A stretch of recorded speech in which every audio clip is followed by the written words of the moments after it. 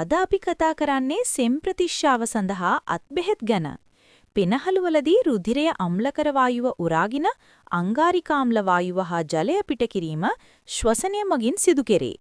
නාසය, ස්වරාලය, ශ්වාසනාලිකා සහ පෙනහළු ශ්වසන ව්‍යුහයට අයත් ප්‍රධාන ඉන්ද්‍රියෝය. ශ්වසන ව්‍යුහයේ බලපවත්වන දෝෂය සෙමයි. සෙම් බඩන ආහාර නිතර ගැනීම, අධික ශීත සුළඟ වෙදීම, සවස් කාලයේ නෑම, නිදිවැරීම, පින්නේ සිටීම මෙන්ම දූවිලි සහිත පරිසරයන්හිදී අසාත්මතාව හේතුවෙන්ද සෙම් රෝග ඇතිවිය හැකිය. සෙම් ප්‍රතිශ්‍යාව රෝග ලක්ෂණ: හිස රදය, ඇස් රතු වීම, කිඹුහුම් යාම, හිස බරගතිය, ඇඟපත රිදීම, සොටු දියර් ගැලීම, මද උණුසුම් ගතිය. මෙහිදී උණුසුම් ආහාර පාන ගැනීම, ශරීර උණුසුම්ව තැබීම, විවේකය අවශ්‍ය වේ. ප්‍රතිශ්‍යාව නොසලකා හැරීමෙන් වෙනත් රෝග තත්ත්ව ඇතිවිය හැකිය.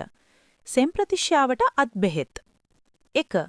ඉඟුරු කොත්තමල්ලි තම්බාගත් වතුර සීනි සමග හෝ නැතිව උණුසුම්ව වරින් වර පානයට සුදුසුය. 2. ඉඟුරු කොත්තමල්ලි, තිප්පිලි, වෙනිවැල් ගැට, පත්පාඩගම් තම්බාගත් වතුර පානයට ගන්න. 3. මද උණුසුම් ජලයට ලුණු දිය කර එයින් උගුර සේදීම මැනවි. තිප්පිලි කුඩු, මීපෙනි සමග ලේහ කිරීම මැනවි. 5.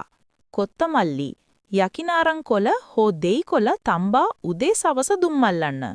උතුරුවාගත් බෙහෙත් පැන් හෝ උණුදිය සහිත භාජනය බිම තබා ඝනකම් රෙද්දක් හිස සිට පොරවා ඒ ඇසලින් වාඩි වී භාජනයෙන් නික්මන හුමාලය මුහුණ, නළල හා හිස පෙදෙසට වැදෙන්නට සලස්වන්න.